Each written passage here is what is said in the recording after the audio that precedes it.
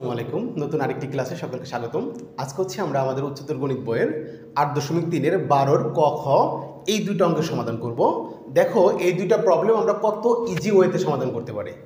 দেখো আমাদের ১২তে বললো সমাধান করো যখন থিটার মানটা 0 ডিগ্রির চেয়ে বড়, π/2 এর চেয়ে ছোটো, অর্থাৎ 0 ডিগ্রির চেয়ে বড়, 90 ডিগ্রির চেয়ে ছোটো, অর্থাৎ আমাদের এখানে সমাধান করতে বলছে। তোমরা জানো সমাধান করা মানে হচ্ছে কোনো একটা অজানা রাশির মান বের করা। তো দেখো এখানে আমাদের অজানা কোনটা বলো তো? থিটা। এটাতেও থিটা, অর্থাৎ এগুলা থেকে আমাদের থিটার মানগুলো বের করতে হবে। যেখানে তোমাকে বলছে থিটাটা হবে 0 ডিগ্রির চেয়ে বড়, 90 ডিগ্রির চেয়ে ছোটো, অর্থাৎ প্রথম চতুর্ভাগে অবস্থিত, তাই না? তো আমাদের যে চতুর্ভাগ ছিল আমরা জানি প্রত্যেকটা চতুর্ভাগের মান হচ্ছে 90 ডিগ্রি করে, অর্থাৎ আমাদের 0 ডিগ্রির চেয়ে বড় এবং 90 এর চেয়ে ছোটো, অর্থাৎ এই চতুর্ভাগে অবস্থিত, তাই না? এই চতুর্ভাগে আমাদের এই মানগুলো অবস্থিত। তো এটা আমাদের বের করতে বলছে। ওকে, তাহলে আমরা দেখো কত সহজে এগুলো সমাধান করতে পারি। তাহলে যেহেতু এখানে আমাদের ক নাম্বার তোলাই আছে, আচ্ছা আমি তুলি আবার এখানে যে ক, তাহলে আমাদের কি দেওয়া আছে? 2 cos square theta equal to 1 plus 2 sine square theta. দেখো আমাদের সর্বপ্রথম কাজ হচ্ছে এগুলাতে তোমার হচ্ছে দুইটাকে সেম বানানো। তো দেখো এখানে আমাদের cos স্কোয়ার থিটা আছে, এখানে আমাদের আছে সাইন স্কোয়ার থিটা, অর্থাৎ দুইটা ত্রিকোণমিতিক অনুপাত আছে। তো আমরা চিন্তা করব যে এই দুইটাকে একরকম বানাইতে পারি কিনা। হ্যাঁ, আমরা এক্স্যাক্টলি একরকম বানাইতে পারি। দেখো আমরা জানি যে তোমার হচ্ছে sine square theta plus cos square theta সমান সমান কত? 1। তাহলে দেখো আমরা যদি এই কজ স্কোয়ার থিটার পরিবর্তে কী লিখতে পারবো? যে কজ স্কোয়ার থিটা যদি আমরা লিখতে চাই তাহলে এই সাইনটাকে আমরা যদি ডান পাশে নিই 1 মাইনাস সাইন স্কোয়ার থিটা, আর বাম পাশে কী থাকে? কজ স্কোয়ার থিটা, অর্থাৎ কজ স্কোয়ার থিটার পরিবর্তে আমরা লিখতে পারবো 1 মাইনাস সাইন স্কোয়ার থিটা, আর এই পাশে তো আমাদের সাইন আছেই, তাহলে দুইটা একরকম হয়ে যাবে। হ্যাঁ, তাহলে দেখো আমরা এখানে করতে পারবো কি, যে 2 এই কজ স্কোয়ারের পরিবর্তে 1 মাইনাস সাইন স্কোয়ার থিটা করতে পারবো, আর ডান পাশে আমাদের 1 প্লাস 2 তোমার সাইন স্কোয়ার থিটা। ওকে, এখন দেখো আমরা কি জানি? আমরা জানি ব্র্যাকেটে যদি কোনো কিছু থাকে, যতগুলো পদ থাকে ব্র্যাকেটের ভিতরে, আর সামনে কিছু থাকলে ভিতরে সবগুলোকে গুণ করে দিতে হয়।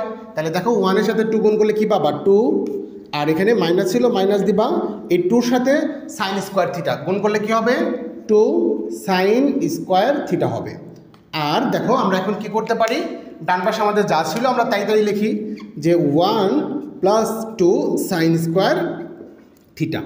এখন দেখো, এখন যেগুলো আমাদের হচ্ছে সাইন যুক্ত সেগুলোকে আমরা এক পাশে রেখি, আর যেগুলো তোমার হচ্ছে সিঙ্গেল অবস্থায় আছে শুধু মান, সেগুলোকে এক পাশে রাখি। তাহলে দেখো আমাদের এখানে মাইনাস 2 সাইন স্কোয়ার থিটা ছিল, এটা থাকুক মাইনাস 2 সাইন স্কোয়ার থিটা। আমাদের ডান পাশে দেখতে পাচ্ছি প্লাসের 2 সাইন স্কোয়ার থিটা আছে, তাহলে এটাকে আমরা বাম পাশে নিয়ে আসি। আমরা জানি সাইড চেঞ্জ করলে চিহ্নটা পরিবর্তন হয়ে যায়, এটা যদি প্লাস ছিল বাম পাশে এসে কী হয়ে যাবে? মাইনাস হয়ে যাবে 2 সাইন স্কোয়ার থিটা। আমাদের ডান পাশে কী ছিল? 1 ছিল, তাহলে এটা থাকবে এখানে, আর আমাদের বাম পাশে 2 ছিল, এটাকে আমরা ডান পাশে নিয়ে যাব, তাহলে এটা ছিল প্লাস, তাহলে ডান পাশে যায় সেটা কী হয়ে যাবে? মাইনাস হয়ে যাবে। দেখো প্লাস কোথায়? এই যে এখানে কিছু নাই মানে প্লাস, তার মানে এটা প্লাস ছিল, এটা ডান পাশে যায় মাইনাস হয়ে যাবে। ওকে, ডান। তাহলে দেখো এখানে আমরা কি পাচ্ছি? এখানে আমরা কি পাচ্ছি বলো তো? এখানে মাইনাসের 2 সাইন স্কোয়ার থিটা, আমাদের আরেকটা মাইনাসের 2 সাইন স্কোয়ার থিটা, অর্থাৎ আমরা যদি যোগ করি তাহলে আমরা পাবো না যে মাইনাসের 4 সাইন স্কোয়ার থিটা, যেখানে 2টা সাইন স্কোয়ার থিটা, এখানে 2টা সাইন স্কোয়ার থিটা, তাহলে 4 সাইন স্কোয়ার থিটা, আর যেহেতু দুইটাই মাইনাস ছিল তাহলে মাইনাস হবে। ঠিক আছে না? হ্যাঁ। আর ডান পাশে দেখো আমাদের 1 মাইনাস 2, তাহলে 1 থেকে যদি -2 করো তাহলে কত পাবা বলো তো? মাইনাসের 1 পাবো, ঠিক না? তো আমরা জানি যে দুই পাশেই যদি তোমার হচ্ছে মাইনাস মাইনাস থাকে তাহলে সেটা কী করা যায়? কাটা দেওয়া যায়, অর্থাৎ এটার সাথে এটা কাটা চলে যাবে। তাহলে ফাইনালি দেখো কী থাকে আমাদের এখানে থাকতেছে তোমার 4 sine square theta equal to 1। আমরা যেহেতু সাইন শুধু থিটার মান বের করব, অর্থাৎ আমরা এখানে থিটা বাদে সবগুলাকেই ডান পাশে ট্রান্সফার করতে হবে। তাহলে দেখো সাইন স্কোয়ারের সাথে আমাদের 4টা গুণ আকারে ছিল, সেটা তাহলে ডান পাশে চলে যাবে, যেহেতু গুণ আকারে, তাহলে ডান পাশে কী হয়ে যাবে? ভাগ। তাহলে 1 ভাগ হচ্ছে কত? 4। এখন দেখো আমাদের স্কোয়ার আছে, তাহলে স্কোয়ারকে সরাই দেওয়ার জন্য আমাদের কি করতে পারি? আমরা ডান পাশে একটা রুট ওভার দিতে পারি। তাহলে আমরা এখানে লিখতে পারবো বা তোমার সাইন থিটা সমান সমান, আমরা স্কোয়ারকে সরাই দিলাম, তাহলে ডান পাশে একটা রুট ওভার চলে আসবে। ঠিক আছে? তাহলে দেখো আমরা একটু এখন উপরে চলে যাই, আমরা কি পাই ফাইনালি? যে বা দেখো এখানে সাইন থিটা থাকবে। এখন ডান পাশে আমরা জানি যে রুট ওভার আসলে কিন্তু একটা প্লাস মাইনাস আসে, তাই না? যে রুট ওভার আসলে এখানে একটা প্লাস মাইনাস চলে আসে, তো আমরা এখানে প্লাস মাইনাস পাবো, আর হচ্ছে 1-এর উপর রুট ওভার করলে তোমরা জানো 1 আসে, আর 4-এর উপর রুট ওভার করলে আসবে 2, অর্থাৎ আমরা পাইলাম +-1/2। আমরা সাইন থিটা সমান কত পাইলাম? +-1/2। এখন দেখো আমাদের শর্ত অনুসারে ছিল থিটাটা হচ্ছে 0 ডিগ্রি চেয়ে বড়, 90 ডিগ্রি চেয়ে ছোট। তাহলে এটা কোন চতুর্ভাগে বলো তো? প্রথম চতুর্ভাগ। তো প্রথম চতুর্ভাগে তো সবাই পজিটিভ, সেখানে কি আমাদের সাইন মাইনাস হবে? না, হবে না, কারণ প্রথম চতুর্ভাগে তো সবাই পজিটিভ। তার মানে আমরা লিখবো এখানে যে শর্ত অনুসারে সাইন থিটা সমান -½ তোমার হতে পারে না, তাই না? এটা হতে পারে না, কারণ শর্ত অনুসারে এটা হয় না। তাহলে আমরা কি লিখতে পারবো? সুতরাং তোমার সাইন থিটা = ½ তাহলে আমরা এখান থেকে থিটার মান বের করবো। তাহলে তোমরা তো সবাই জানো এটা কীভাবে বের করতে হয়। তাহলে যেহেতু আমাদের বাম পাশে সাইন থিটা আছে, তো এখন তুমি চিন্তা করবা ডান পাশে আমরা এই হাফের পরিবর্তে সাইন কত ডিগ্রি লিখতে পারি। তো আমরা জানি কত সাইন কত ডিগ্রির মান ½ তো আমরা সবাই জানি সাইন হচ্ছে 30 ডিগ্রির মান ½ তাহলে আমরা এখানে লিখবো সাইন। তো 30 ডিগ্রিকে আমরা কীভাবে লিখি? যে π/6 দিলে কিন্তু 30 ডিগ্রি হয়। তাহলে দেখো আমরা উভয় পাশ থেকে এখন কি করতে পারবো? সাইন বাদ দিতে পারবো। তাহলে সুতরাং তোমার থিটা সমান কত হয়? π/6। তাহলে আমাদের বলছিল সমাধান করো, অর্থাৎ থিটার মান বের করতে বলছিল। দেখো থিটার মান আমাদের কত আসলো? π/6। তাহলে এটা হচ্ছে আমাদের অ্যান্সার। তো আশা করি খুব সহজেই তোমরা এটা বুঝতে পারলাম। তাহলে দেখো আমরা এখন এটা মুছে ফেলি, আমরা খ নাম্বার কোশ্চেনটাও খুবই অল্প সময়ের মধ্যে ডান করে ফেলি। হ্যাঁ, এটা আমি একটু মুছে ফেলি দ্রুত। আচ্ছা দেখো এখন আমরা খ নাম্বার কোশ্চেনটা যদি একটু পড়ি, যে আমাদের খ নাম্বার কোশ্চেনে কি বলছে।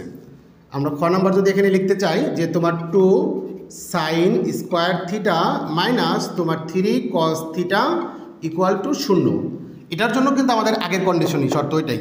তাহলে দেখো আমরা কি করব, আমাদের যে আগের মতনই যে আমরা এই দুইটাকে একরকম বানাবো। যেহেতু এখানে সাইন স্কোয়ার থিটা আর এখানে আছে কস থিটা, অর্থাৎ দুইটাকে আমরা সেম বানাতে পারি কিনা সেটা একটু দেখব। দেখো আমরা কিন্তু জানি যে sine square theta plus cos square থিটার সমান 1। তাহলে আমরা যদি সাইন স্কোয়ার থিটার পরিবর্তে লিখতে চাই কি হবে? এই সাইন কসটা ডান পাশে চলে যাবে, অর্থাৎ সাইন স্কোয়ার থিটার সমান লিখতে পারবো 1 - cos স্কোয়ার থিটা। তখন এটা কস হয়ে যাবে, এই যে কসের সাথে মিলে যাবে, তাই না? তাহলে আমরা এই সাইন স্কোয়ার থিটার পরিবর্তে লিখতে পারবো 1 - cos স্কোয়ার থিটা। এখানে cos স্কোয়ার থিটা লিখতে পারবো, আর এখানে আমাদের -3 cos থিটা ছিল, সেটা থাকবে সমান 0। ওকে, এখন দেখো আমরা কি করতে পারি, এই 2 সাথে 1 গুণ করব, 2 হবে, মাইনাস ছিল মাইনাস, আবার 2 সাথে এটা গুণ করতে হবে। তাহলে 2 cos square theta -3 cos theta সমান 0। ওকে, আচ্ছা এখন দেখো আমরা কি করতে পারি, আমরা এখানে দেখতে পাচ্ছি মিডল টার্মের মতো একটু দেখতে লাগতেছে, তাই না? ওইটাকে আমরা একটু সাজিয়ে লিখি, যে আমরা জানি স্কোয়ারটা আগে থাকে, তাহলে -2 cos স্কোয়ার থিটাকে আগে লিখলাম, আর cos যুক্তটাকে সেকেন্ডে লিখলাম, আর যেটা তোমার ধ্রুবপদ 2 সেটাকে আমরা লাস্টে লিখলাম। এটা সমান 0। এখন তোমরা জানো যে মাইনাস যদি সামনে থাকে সেটা আমরা আমাদের মিডল টার্মে মাইনাস সামনে থাকে না, ঠিক না? তাহলে আমরা কি করতে পারি? -1 কমন নিতে পারি। তাহলে আমরা -1 যদি কমন নিই তাহলে কি হবে বলো তো? এই ভিতরে চিহ্নগুলো জাস্ট পরিবর্তন হয়ে যাবে। তাহলে আমরা এখানে মাইনাস কমন নিলাম, তাহলে এখানে কি হবে? 2 cos স্কোয়ার থিটা, এখানে মাইনাস ছিল, এটা প্লাস হয়ে যাবে, 3 cos থিটা, এখানে প্লাস ছিল, এটা মাইনাস হয়ে যাবে, 2 সমান 0। আমরা মাইনাস কমন নিচ্ছি, জাস্ট দেখো প্রত্যেকটার চিহ্নগুলো পরিবর্তন হয়ে গেছে, যেটা ছিল তার উল্টোটা হয়ে গেছে। এখন এই যে মাইনাস মানে -1 যদি ডান পাশে ভাগ করে দিই, 0 সাথে -1 ভাগ করলে কত হবে? 0 হয়ে যাবে না? হ্যাঁ, তার মানে এই মাইনাসটা এখান থেকে ব্যানিশ হয়ে যাবে। তাহলে থাকবে কি 2 cos square theta plus 3 cos theta -2 = 0। এখন দেখো আমরা মিডল টার্ম করতে পারি, তাই না? তো মিডল টার্মে যদি আমাদের সামনে কিছু থাকে, এটার সাথে এইটা আগে মনে মনে গুণ করে নিতে হয়, তাই না? তাহলে 2 আর 2 গুণ করলে কত হয়? 4। এটা মনে মনে আমাদের আগে গুণ করে নিতে হয় যদি সামনে কিছু থাকে। এখন আমরা এই 2কে ভাঙবো, মানে 2কে গুণ আকারে লিখবো, যাতে আমাদের প্লাস মাইনাস করে এটা যাতে আসে।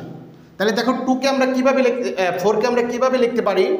আমরা 4 গুণন 1 লিখতে পারি না? 4 অক্ষে 4, হ্যাঁ, তাহলে তো 4 হলো। এখন আমাদের এখানে কি প্লাসের 3 থাকতে হবে।